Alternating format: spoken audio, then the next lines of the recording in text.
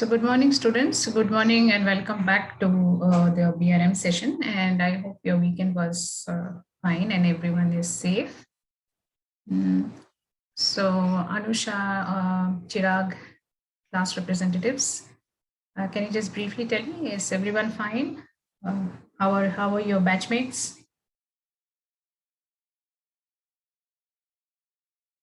They are fine, ma'am. Okay, good. Thank you. So a few things before we start off. I hope you have seen the second assignment and third assignment, all of you in the LMS. So the second assignment is pretty much a kind of a review of the concepts, everything that we have learned till date. And that is scheduled for submission tomorrow morning before 9 o'clock on the LMS. This is an individual assignment. So all of that will be taken for consideration of your CIA marks. And also it will help you to get revised with the concepts as well. So students should ensure that they try to do it on their own, try not to copy, go through the concepts and try to attempt writing the answers in the Word file itself. Please write the answers, ensure that you write the answers in the Word file itself and submit. So that is about the assignment, which is given out for the second part of the assignment, BRM assignment 2. And there's a third assignment, which is has a due date a little farther away, which is to do with that case study. So all the concepts that we are learning, what we will do is we will have a session to discuss all of that in view of the case study. So we need to also progress with the syllabus. So what I am doing is that we are progressing with the syllabus for your subject. So we have completed unit 1 going into unit 2, although there will be linkages between unit 1 and unit 2. And then proceeding to unit 3. Again, unit 2 and 3 will have some linkages because research design will have to be considered with respect to different types of research and problem formulation. So we should be able to finish unit 3 by the weekend, by this weekend or next Monday. Depending on the classes, and then we will also be looking at the case study, so it will make a lot of meaningful discussion. That is why that particular case study has been given, which talks about a research problem. It talks about the Ohio lottery case that I'm referring to, the PDF which I've sent across to all of you. So it will help you to understand in a very comprehensive context how a research should be done.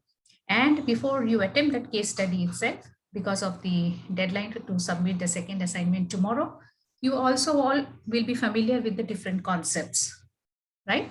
So theoretical concepts are very important to understand in business research before you can attempt to start thinking about applications or how to even read research papers and appreciate which is a good research paper, what kind of research should be conducted in which manner and all of that. So with respect to that, whatever we have been discussing so far, we will continue with that, which was in the previous session. If you remember, we have discussed in details about the different research process steps and the different kinds of approaches to defining the research problem. And what we have understood is research problem definition is very important because that helps to set the tone for the research to proceed forward. What kind of research question, what kind of research should be undertaken for a given scenario. Right. So what you see on the screen today is a continuation of whatever we did from the previous class, which is to understand that business research problem will basically be the information requirement definition for the management dilemma that a company would be having. And business research problem, while being defined very broadly, must also be broken into different components because it helps the researcher and the decision maker to understand what all components or what all portions have to be understood in terms of the requirement for information. Right? In this context, certain things you will need to understand is what is coming in together. So components of the business research problem, when you are going to look at the different components and then break it into research question, certain things which you're going to use are the setting of the objectives of the research as well as using certain theoretical framework. So when you set the objectives to do something, setting some goals for the research, the program or the research being conducted, before your comments on that, the objectives must be set as to what is to be done in the research, right? Otherwise, without the objectives, what will happen is that the research can tend to go anywhere. If you do not understand the destination of where this research journey has to actually lead to, finally, there is a possibility of getting diverted and resources of the organization being wasted. Because at the end of the day, one has to evaluate, as we have always said, the cost benefit analysis of the research being conducted and see whether the value of information exceeds the cost, right? So also, it is very important to understand under which theory, under which framework, in which domain are you going to conduct the research, and therefore, does the researcher have the capability to conduct the research, or the research consulting group or the organization which is going to undertake the research, whether they also have the necessary technical ability. Now, what you also need to understand is the research questions further will have to be broken down into different kind of hypotheses, propositions which can be framed in terms of variables and can be tested. So what you see on the screen right now is the way in which you need to define, if you see the cursor now with the spotlight, so components of the research problem has to be broken down to research questions. While doing that, you have to ensure that the objectives of the research is kept in perspective, must be formulated. Theoretical framework that is going to be used, is it a marketing or a finance or a production or a kind of multidisciplinary research, has to be taken into account. The secondary data or the review of literature must help you to understand the theoretical framework, basis which you can formulate statements of interrogative nature, which will help you to understand what kind of questions are you going to propose in your research or research questions, right? You might want to know what is the consumer behavior pattern for a certain product in a market. You might want to understand how does the funds flow, help the organization, or what kind of funds flow should you really be going into. So different kinds of research questions depending on the kind of decision-making requirement of the decision maker in the organization. And then if you see the cursor on the screen, the research questions must be formulated in a way that can be tested empirically. Why? Because it is only after the data is collected and tested that you can really have a kind of an understanding about how to proceed. All right. So while you look on the screen here, I think there are some chats which had come in. Okay, I'll just take a minute here. There is Chirag here who has put on the message that there's an issue with the assignments. We have two other submissions on the same day, extending the date of the submission. Chirag, thank you for the message. While you're trying to be very supportive of your batchmates, deadline is a deadline. I wish you all would proceed with the same kind of a deadline. However, I will see that if we can make it for Saturday, if that is really very tough. All right, I will extend it on the LMS. So Chirag has made a request. Chirag, can you please unmute yourself? Do you want me to extend the deadline for the second assignment? That is the question and answer. Yes, ma'am. Probably it would be helpful. Okay. So what I would do, Chirag, I am taking your request. However, my parallel request to all of you, or humble request to all of you, would be try and see if you can work on the same deadline of tomorrow. However, on the LMS, I will release the deadline to reflect a date of Saturday. Is that fine?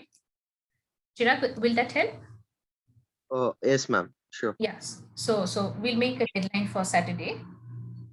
And the reason why sometimes I don't really want to encourage too much of, understanding, so to say, is because, in corporate life, all of you are gearing up to face, either handling your own business or going into a corporate setup where multiple deadlines are always there. And it's really not always feasible to always, negotiate or plead for an extension just because you have some other,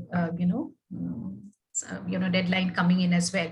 So in the management institutions, while you pursue MBA, our effort as faculty members, seniors who are facilitating or interacting with you with different subjects is also to give you a flavor of how you can handle and juggle different deadlines, come what may, and develop yourself more professionally. However, we'll keep that in perspective. We'll try to do all of that, and I will ensure that the deadline for the assignment, which was supposed to be submitted tomorrow, the deadline can be given for Saturday. However, kindly ensure that you submit it before that. Thank you. Thank you, ma'am. Yeah, thank you. Now, while we are discussing all of these, now coming back to the class, so understanding research problem and towards hypothesis formulation, I also am reminded, and herein I wanted to kind of take a question if Sana is there. Sana had a question from the previous class.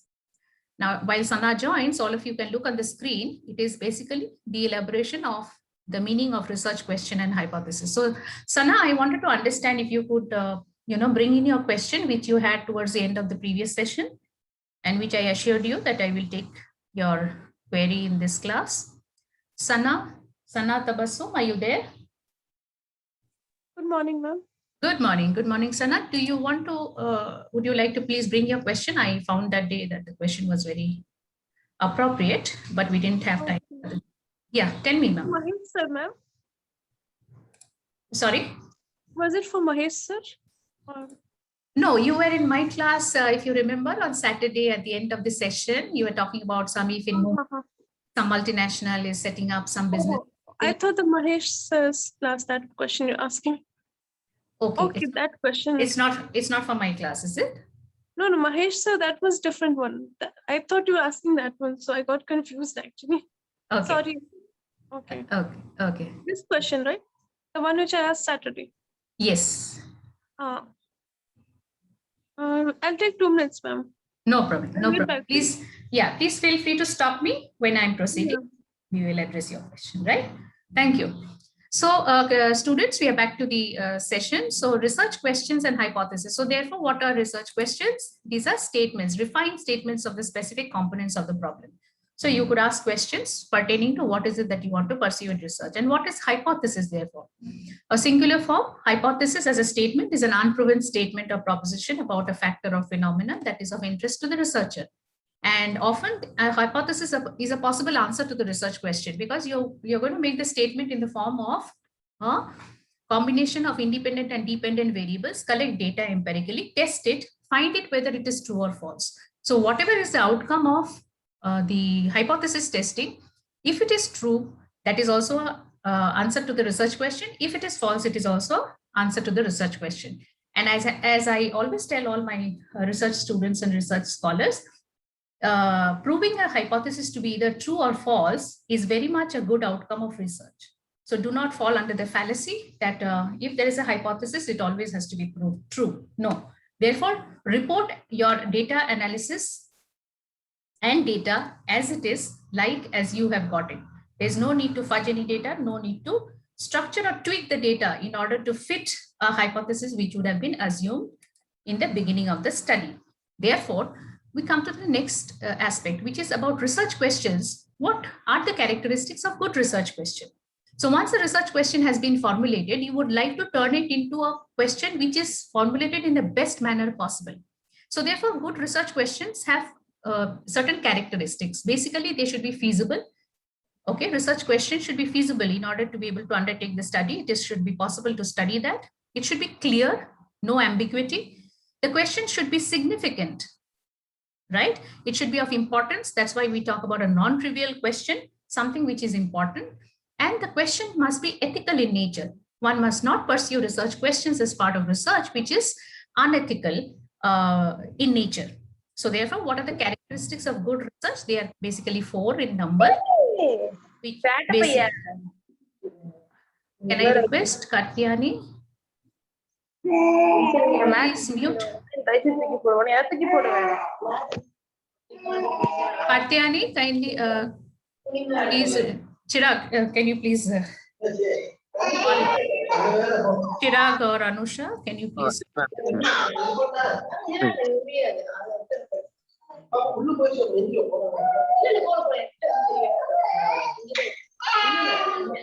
Getting a lot of noise, so I'm not able to, yeah. Ma'am, you can unmute, ma'am.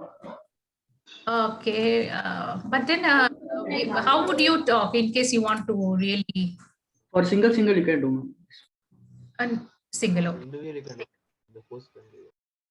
Okay, because sometimes it happens, people's sets get unmuted.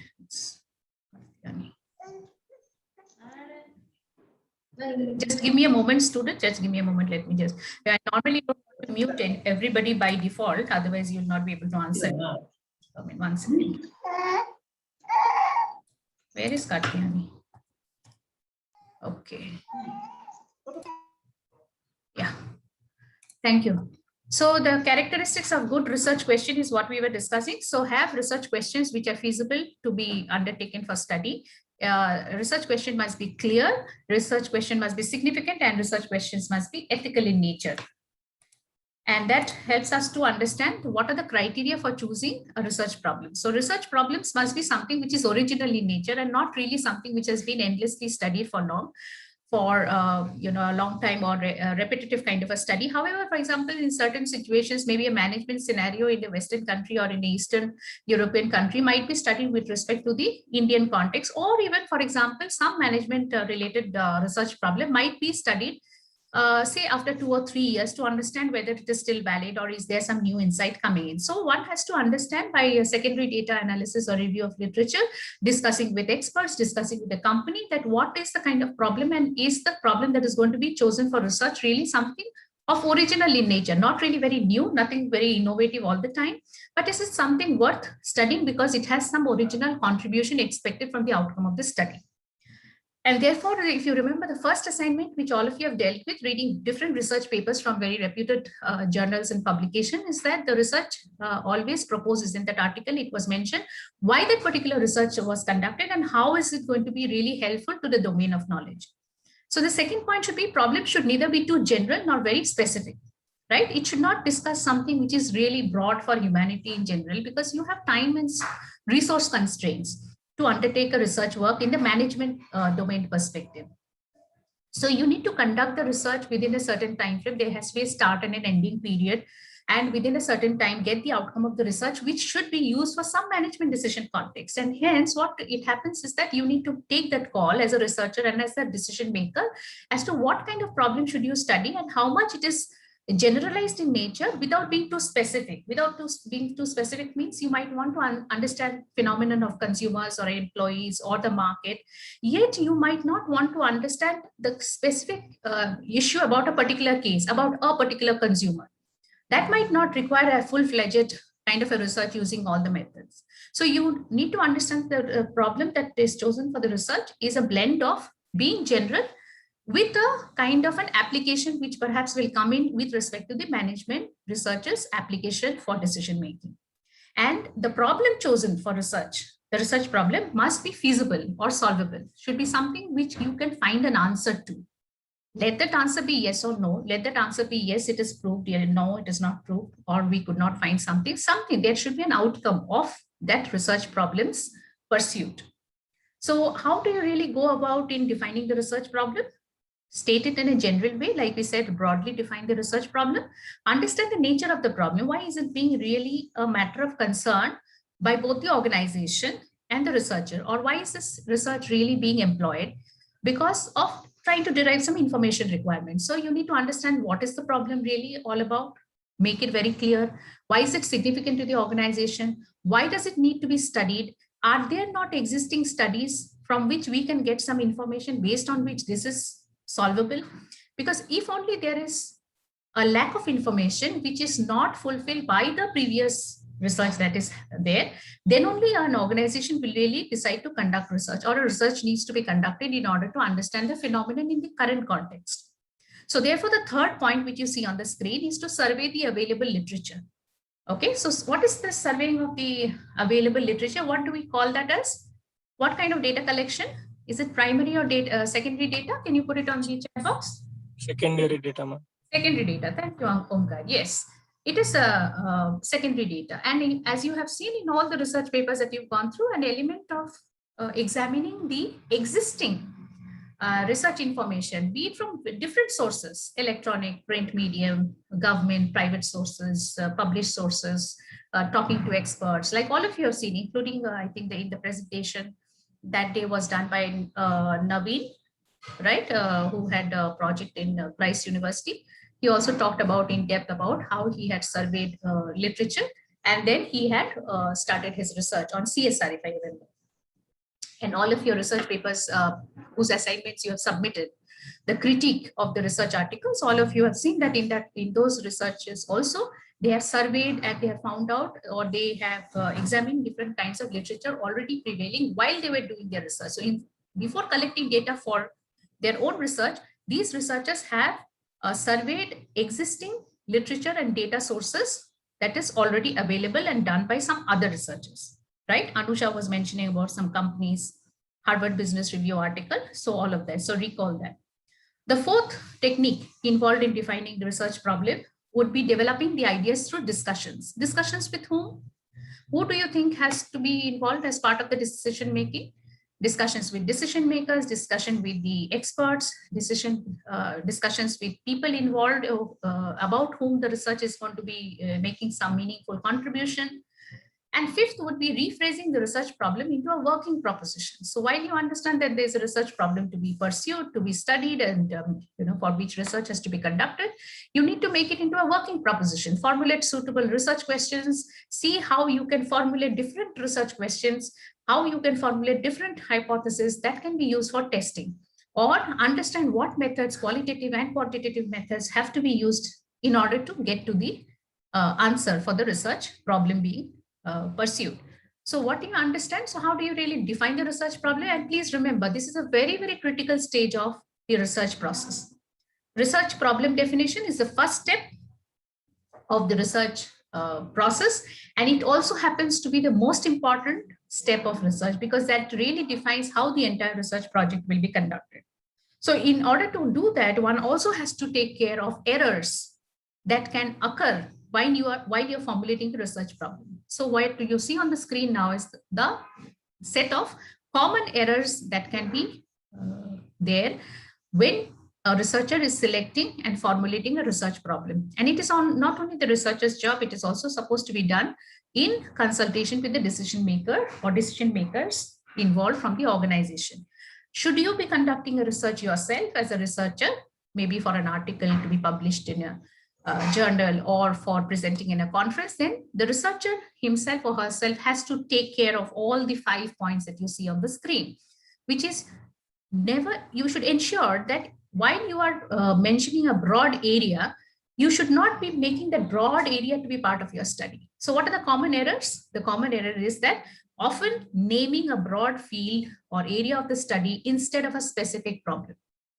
So you can't really study about how human beings behave in the world versus how do consumers of mobile phones, say how do young consumers of mobile phone behave in a city like Bengaluru. So in the latter case, what happens is you're talking about a specific kind of a problem about consumer behavior from the younger generation cohort about mobile phones in a city like Bengaluru. But in the first example that I was giving, if you want to study something like how do consumers behave in general, how do consumers in general behave, it's like broad. Where do you study? Where do you start and where do you end? What do you study about? You're going to study about consumer products or business products, or what is it? What things? So everything is very confusing. Second point is the common error would be stating it in such a way that investigation is impossible. So why is this an error, students? It is an error in choosing a research problem, because if you state your research problem in such a way that you don't know how the investigation is to be done, then how do you really start, right? The third thing is narrowing and localizing a topic. Too much of narrowing is also not required. So we don't want to understand, supposing we want to study about consumer behavior patterns among young urban Indians in Bangalore, we don't really want to study only perhaps about how, example here, about how Chirag behaves with his mobile phone, right? In this case, we are assuming Chirag to be an individual. Here in this case, in our class, we have a batchmate by the name of Chirag. Now, we don't really want to understand only about him. That becomes really very, very, very specific. And it is not worth spending too much of time really conducting a research about a particular kind of a case. So you might want to understand perhaps people like Chirag, of his age group, of his lifestyle pattern, how they use or what are the motivations for using mobile phone or different devices, right? So what is the error here? The error is not to narrow too much or localize a topic too much. The fourth error, including it in terms of an unscientific, emotional or biased nature. So never undertake to have a research problem in which the pursuit of the research problem has to be done in a very unscientific manner. So what are the scientific characteristics of conducting research? It should be systematically done. The objectives must be stated. The methodology must be done. The data should be collected empirically. It should be tested. It should be replicable. So you must be able to conduct it in a scientific manner so that if somebody wants to really replicate your research and see the robustness of your finding, they can do so. It should not be, research problem must not be something based out of an emotional kind of a outcome. And it should also not have any kind of biased nature. So that is why the soundness of a research conduct and the outcome of a research has to be proven in such a way that if anybody has to find out how did the outcome arise from a certain research, you should be able to detail which kind of problem was taken, what was the basis, the prevailing secondary data based on which the particular research was to be conducted, because the secondary data did not suffice to find the answer to the problem. What was the research design employed for the research in question?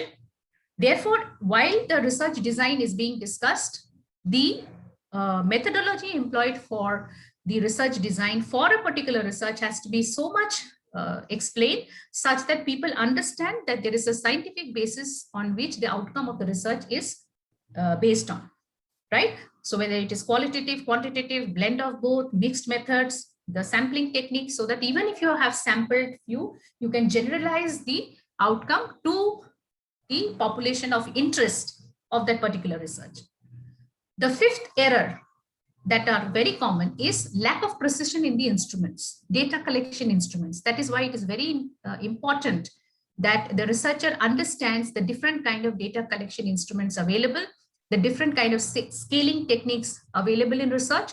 And once as a researcher, you are aware of all of these, it becomes easier for you to understand, decide as to which kind of techniques, tools and techniques one must employ for a particular research problem. All right. So what are the common errors? Therefore, to summarize briefly, 5 common errors: naming the field too broadly in a research problem, stating it in a way that investigation is impossible, or vice versa, narrowing it or localizing a topic. 4th, including it in terms of an unscientific, emotional, or biased nature. And 5th is lack of precision in the instruments. So when considering to choose research problem, do not choose subjects or topics which are overdone or difficult to throw light. All right. Can you see this? Second point would be never choose a research problem which is controversial in nature. Do not choose topics which are very, very narrow or very vague, like we discussed. Do not choose topics which are very costly to pursue a research program, because the value of research must always be more than the cost of research. And there should be a time limit. You cannot endlessly. There are mostly in management research, there are researches to be undertaken within a certain time frame. Now, the time frame could be few weeks to months to years, but the time limit must be there. It should not be ending up with the researcher undergoing a research project which overshoots the timelines, because in the initial phases, the researcher or their team could not predict the kind of timeline that would be required for conducting the research effectively, or the research continuously goes on and there is no end to it and there is no outcome seen in the nearest horizon. So there has to be a time limit which has to be fixed, because please understand, research programs, whenever they're done or research is being conducted, the motivation for the research would happen to be either kind of a decision making in an organization, or the research is being done in order for completing an academic requirement of a program. Say, for example, if you're doing dissertation projects or kind of thesis, you want it because you have to get a degree afterwards, or you're doing the research because you want it to have an outcome which can be stated that in the last few months or years, this is how the trend has been. So you want that research to have outcomes which has relevance to people, to stakeholders who have an interest in the research outcome. Therefore, time limit is very important. And being able to budget for the resources required in the time limit to conduct the research is important. Also, being able to understand when does the research start and finish is also important. So you must deal with research, this entire process, as like a project management kind of a thing. That brings us to the next step, which is about research design. So having said so much about research problems and why you should think about so much at the commencement of the research process, is because research problem really determines the kind of research definition of design. So what is a research design therefore? Why is it that we talk about research design? And where does research design fit in? Can you tell, can you put on the chat box? Students, can you recall in which step of the research process does research design fit in? In which step? So numerically or in the chronological order, can you tell me on the chat box, can you share your answers? Where does research design come in the research process? So while you're putting the answers in the chat box, third step, thank you, Nisarga, very good prompt answer, third step indeed. So all of you can recall the first, second steps, and the third step is the research design. So what is the research design basically? As the term says, it is a design for research. So it is a framework or blueprint for conducting the business research project. It details the procedures necessary for obtaining the information needed to structure or solve business research problems, right? So like any activity which has to be planned beforehand, research design also is an important step because that helps you to build a framework or a blueprint in order to understand how the business research project is going to be conducted. And you remember that I told you just a little while back that research projects must be considered in a framework in which you understand that project management tools, techniques also need to be employed such that you can be doing effective research and that is capable of giving you the outcomes required for the business scenario. So can you recall also, can you give me some examples in the chat box? Like research design says that it is a framework or blueprint for conducting the business research projects. Can you tell me from your real life examples, any other field of work in which such kind of framework or blueprint is employed before the main project is commenced? In which area can you think about? You don't need to have too much of exposure in a corporate or work setting. Can you tell me from practical real life examples, where all do you think people often get into this kind of making a blueprint or a framework before they start any kind of activity? Now, the variable thing is like construction of building, ma'am. Very good. This is Omkar, I believe. Yes, ma'am. Yes, Omkar, thank you. Yes, Sudarshan is also. Yes, constructions of home, Raksha, constructions, yes. So what do you have? What is that called? Construction, Utpreksha, thank you. What is that called? That is made before these constructions are made, whether for commercial or for domestic purpose usage. Layout. What is that? Layout. Layout, okay. Layout as in the government layouts you're talking about, the layout plans. Yes. What else? Yes. What else? What else is being used? Sudarshan, you have mentioned construction of home, construction home. What is used, Sudarshan? What is that framework or blueprint that is normally done? What do you call that? So students can have a look at the chat box. Answers given by your classmates. I'm asking Sudarshan to give me. Yes, Anusha has answered that. Plan. What is that called actually, Anusha? Plan is like very generic in nature, right? So in the second semester, I'm expecting you to be a little more specific, Anusha and students, other students. What is that called? The plan that you make prior to the construction of any building. Blueprint, ma'am. Blueprint, okay. What else? Kritika says blueprint. Any other? Blueprint is okay, fine. Any other? Ma'am, sanction plan, ma'am. Sanction plan, building plans, right? Very good. Who is that? Material requirements, okay. Thank you. Anusha. Who was Anusha, thank you. Yeah, building plans, right? Sanction plans, floor plans, right? Siddharth. So you can understand. So all these are the same way in which you ensure that a print or a blueprint or a design is being done in order to be able to proceed into the construction of that particular building or project, right? Similarly, so in research, where the research design is that aspect wherein all the details are being discussed with respect to the research conduct. Now, where is that fitting into the research process? As Nisarga had rightly pointed out, yes, it is the third step indeed. And after the research design is done, then only we can commence to the next set of processes, which are the data collection, data analysis, and all of that. And you will see that similar set of similar kind of a sequencing is also followed in your syllabus, which is we discuss about the research problems beforehand, and then we proceed to the research design before we start understanding or getting an idea about the data collection and the analytical techniques. And finally, to conclude your syllabus, you will be understanding how to put it in the form of a report. So now when we have understood the previous set of processes, where does research design now fit into the blow up version of the problem definition process? So what you see on the screen again is the third step of the research design coming in at the bottommost part of the research problem definition. So if I could show it to you in the form of a spotlight here. So what was involved before?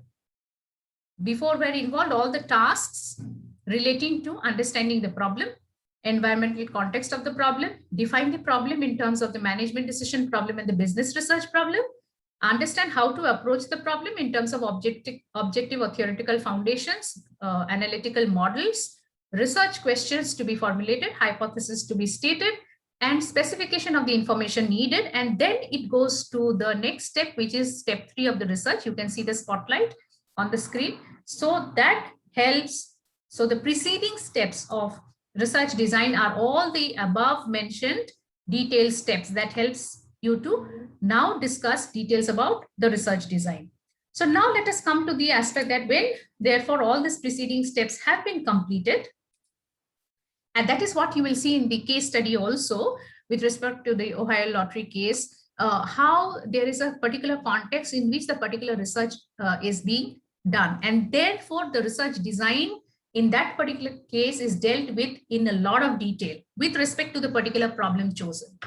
All right. Now, when we look at research design, please understand the basic conceptual framework of research design. What you see on the screen is like a graphical summary of many concepts in many books. So I've tried to concise them and put it across to you to ensure that you understand research design broadly are of 2 types. So you have to look at it from the top. So let us see it again with the help of a spotlight, right? So what is a spotlight going to show you? The spotlight is saying the research design has 2 aspects, which is exploratory research design and conclusive research design. If I change it into this, I'm going to mark something. Please observe what I'm marking on the screen in the form of a big circle. So research designs are of 2 types. One is exploratory research design, which you see on the left side of your screen. And the next type of research design is a conclusive research design, which you see on the right side. I'm making a big circle out of that. So what are these 2 types of research design? As you can see on the left side, the exploratory research design, like the name says, it is exploratory in nature. So what are those types? We will have a look at that. So what is that research design, which is exploratory research design, which is basically going to have an objective of exploring something for a certain purpose. Just remember that before we proceed. Hence, if we look at the second type of research design, which is conclusive research design, which is on the right side of your screen, which I have marked only with a circle now, the key term here is conclusive. This research design has the objective of concluding something. And what are the techniques? What are the tools used? We will delve into that in a while. So conclusive research design now would have the purpose, which is to conclude something out of the research design process steps. Under conclusive research design, if you then go in, there are 2 types. What are the types? First type is descriptive research design. This is number 1, right? What is the second one? Second one is causal research design, right? So conclusive research design are of 2 types. One is descriptive, which you see on the screen underlined now, and the other is causal. Now, can you all recollect what I told you about causal research design? What are the measures you must take while you're writing causal research design? What could be the possible pitfalls? What could be the possible spelling mistakes? Think about it, put it in the and we proceed. So descriptive research design also has 2 types. One is cross-sectional research design. I have circled it right on your screen, right side of your screen, and longitudinal research design. So what is descriptive research? They are of two types again. One is cross-sectional research design and one is longitudinal research design. We'll have a look into that. What are these two types? And last but not the least, what you see on the screen. Sana, your phone is unmuted, Sana. I don't want to mute you because you might come up with a question. Kindly mute yourself. Thank you. So cross-sectional research design again are of two types. One is single cross-sectional research design and multiple cross-sectional research design. So what you see on the screen is a graphical representation of the different research designs with arrows leading downwards into the different types of research designs. So if you go on the top, the research design talks about basically two types. 1 minute, I have to mute someone, I think. So Rakshita, somebody who's at Raksha, your phone is on, your audio is on. Yeah, thank you. Okay. Now, so sorry, what got all right, continuing. Research design, two kinds, exploratory and conclusive research design. Conclusive research design again of two types, descriptive and causal. Descriptive research design are of two types again, cross-sectional design and longitudinal. And cross-sectional design has two types again, single cross-sectional research design and multiple cross-sectional design. Now I wanted to iterate something that causal research design, which are basically experimental research designs, which determines the cause and effect relationship. I had mentioned something which was ensure that when you write this term, never write it as casual. It should be CAUSAL and not CASUAL. These are very small and minor parts of the writing part of your answers, because as part of the academic requirement of your degree, you have to appear for examination. And when you are writing keywords in a research business research methods paper, even spelling mistakes are also counted for. So incorrect spellings of keywords will amount to loss of marks. So kindly ensure that you spell keywords correctly. All right. So causal research. So what you see on the screen are the different kinds of research design that are used for the conduct of research. So now when we talk about the research design, the components of a research design. So what is research design? We said it's a framework or blueprint in order to conduct the research, right? So what is it that that is part or components? What are the components of research design? You have to define the information needed, because what is the purpose of research? To give information to the decision makers, right, in order to help them to solve a problem. Second component of a research design is to design the exploratory, descriptive, and or causal phases of the research. So you understand that research designs are of various types, right? What you see on the previous slide. So exploratory options are there, conclusive research design is there, conclusive research design, you have descriptive and you have causal. So having understood the different research design, the researcher has to focus on the second point which you see on the screen, is to understand and design whether or which of the research design is appropriate for a particular study. Third component of a research design is that to specify the measurement and scaling procedures. And why are the key terms highlighted in the screen?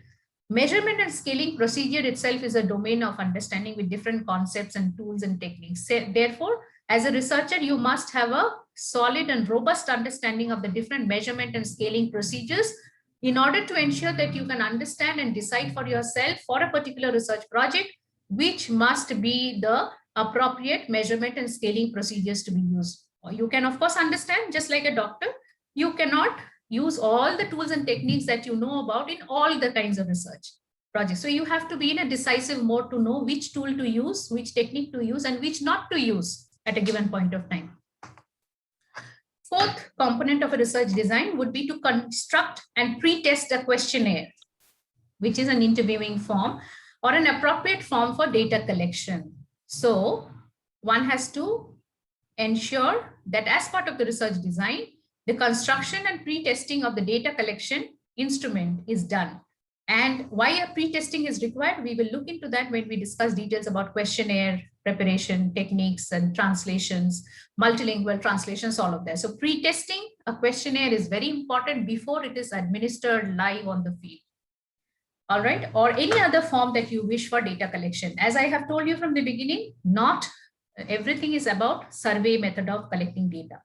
just putting some questions and taking that questionnaire and trying to thrust it under the nose of a respondent is not research. So one must understand what are the different forms of data collection that are available, forms for data collection that are available, tools for data collection that are available, and one must be able to make a judicious choice of the different kinds of data collection tools or methodologies that are there and use it appropriately for a given research problem. The fifth component. So what is the fifth component of the research design? Specify the sampling process and sample size, because you're not possibly going to take a census. You might not be in a position to take the data from all units of the population of concern. So therefore, if you're going to base your data collection from few out of the whole of a population of interest, and here population does not mean only people or human beings, it can mean any other objects.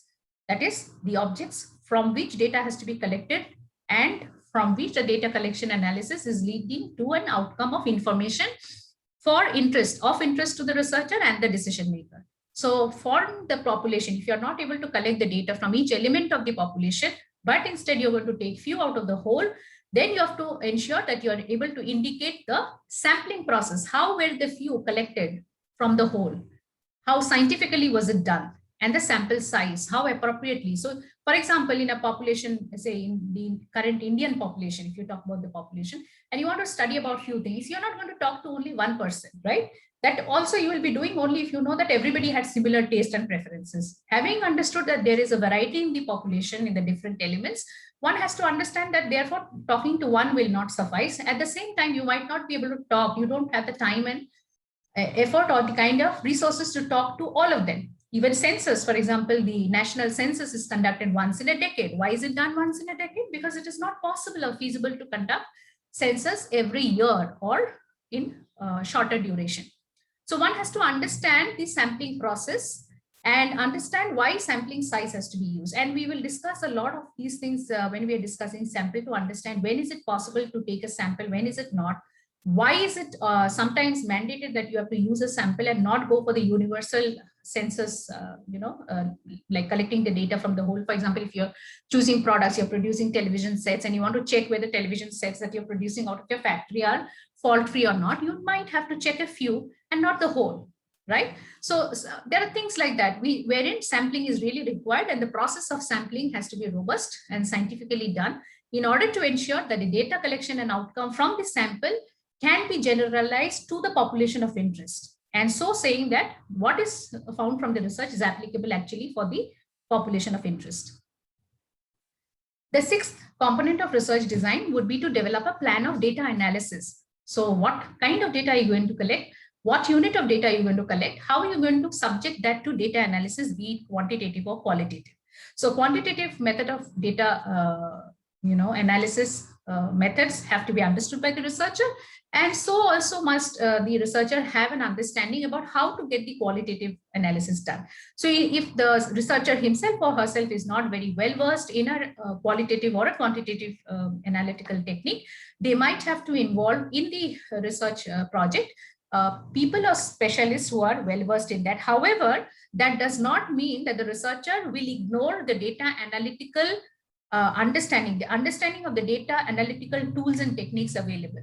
A business researcher must be able to understand what are broadly the different kinds of analytical tools available and should be in a position to decide which kind of analytical tools to be used for a particular data collection done for a research project.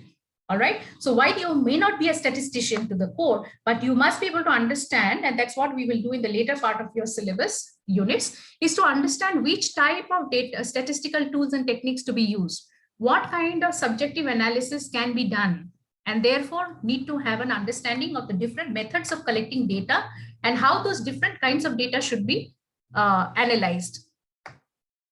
Right. So the next step of the discussion will focus mainly on trying to understand the different kinds of exploratory research methods. So what have we understood till now? We have understood in this screen, what you see on the screen are 6 components of a research design.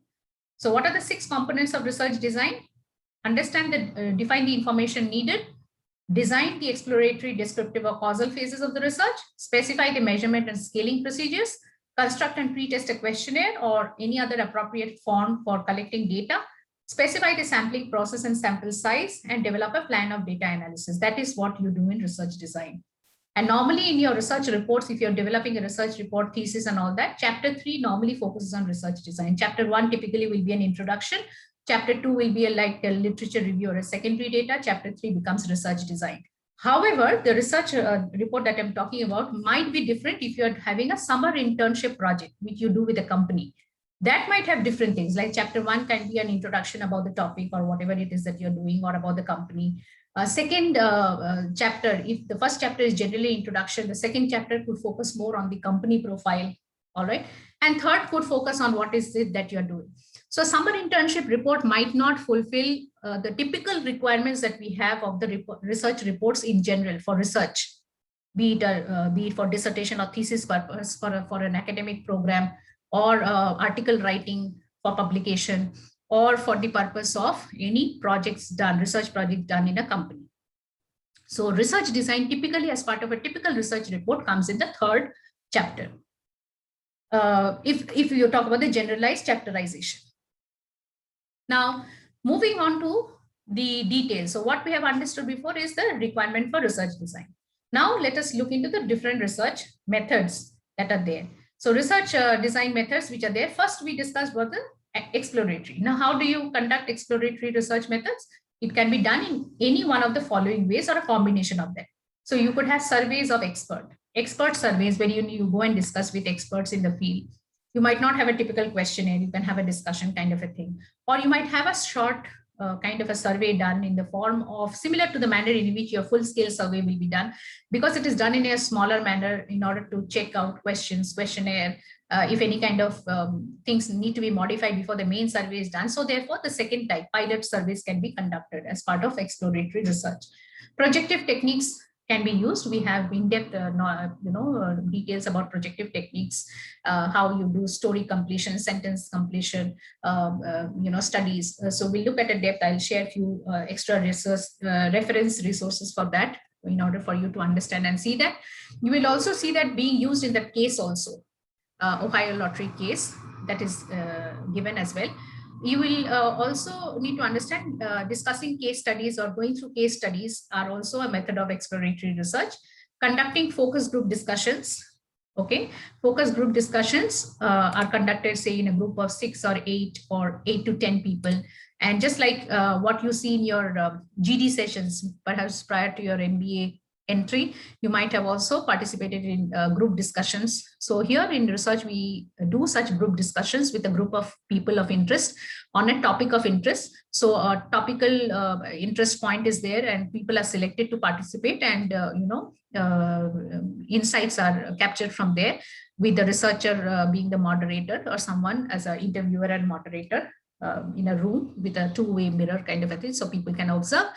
And audio and video transcripts are always taken in order to be able to analyze the data later on. So I will also share a few, and I think I've shared some video resources on my site as well. I'll also share a few details further to this. So focus group discussions can be done, which is to explore different aspects of research, items of interest. In-depth interviews. In-depth interviews, unlike focus group discussions, are one-to-one, and they can be done between a researcher and a person of interest, basically using a funnel kind of a technique, broad topics of interest, and then narrowing it down to specific types.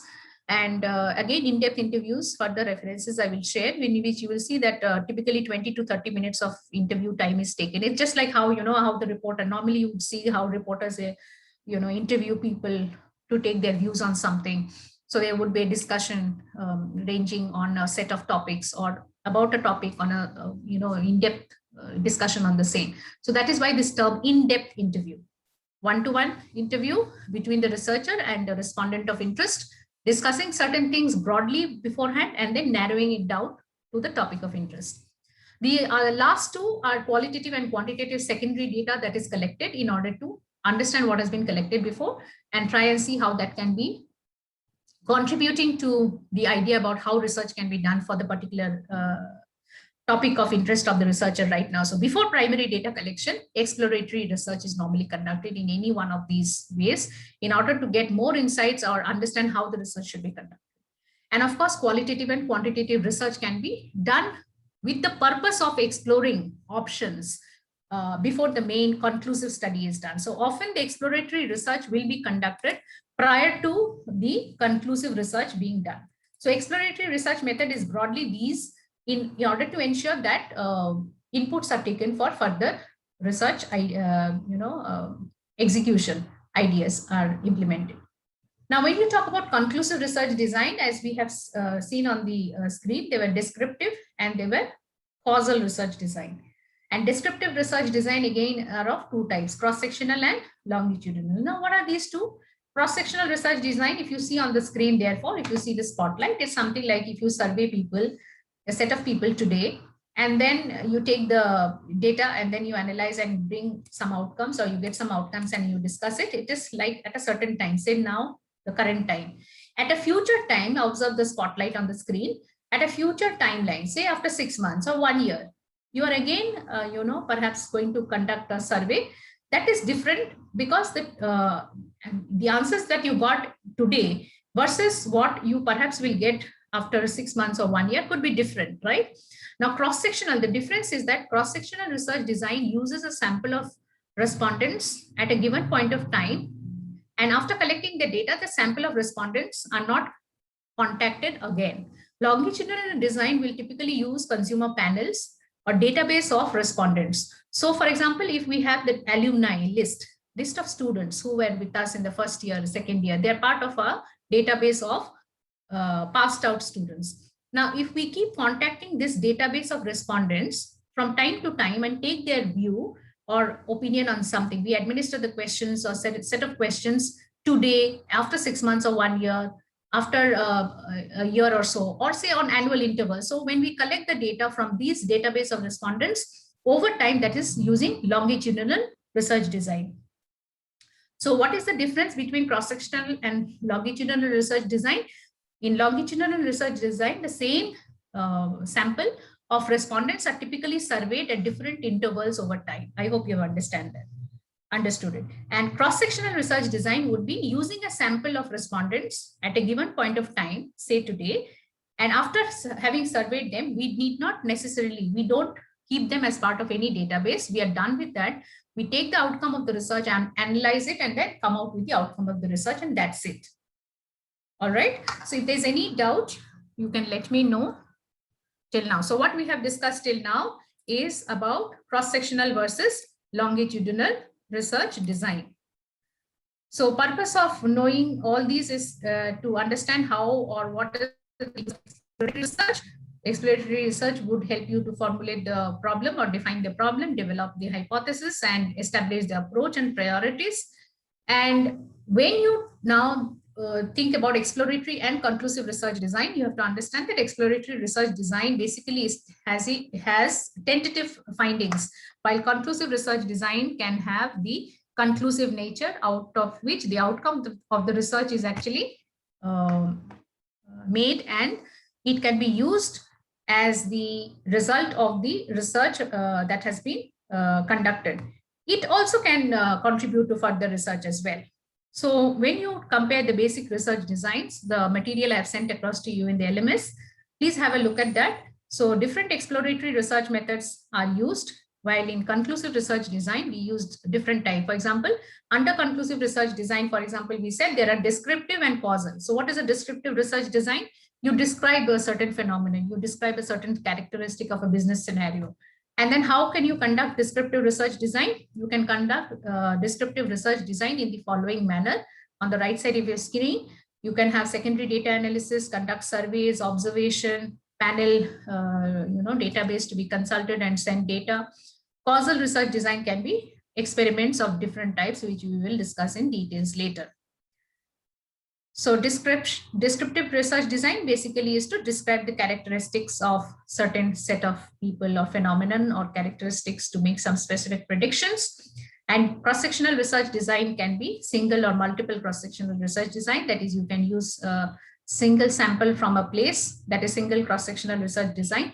But if you're going to use samples of respondents from different locations, that will be multiple cross-sectional research design. For example, if you want to study something in Bangalore and you take a sample of 500 people for doing that, okay, that would be a single cross-sectional research design. But if you understand that people in Bangalore are spread across the length and breadth of the city, you have a central Bangalore, you have, southern, you have western, eastern, northern, and you want to choose samples from each of these locations, then if you have 5 such zones and you want to take 5 samples from the city of Bangalore to ensure that you are ensuring that there is a representation of people from all locations, then if you're choosing 5 samples from Bangalore, say 100 from each location, 100 into 5, 500, then this particular example, choosing 5 sets of samples from 5 different locations of Bangalore is an example of multiple cross-sectional design.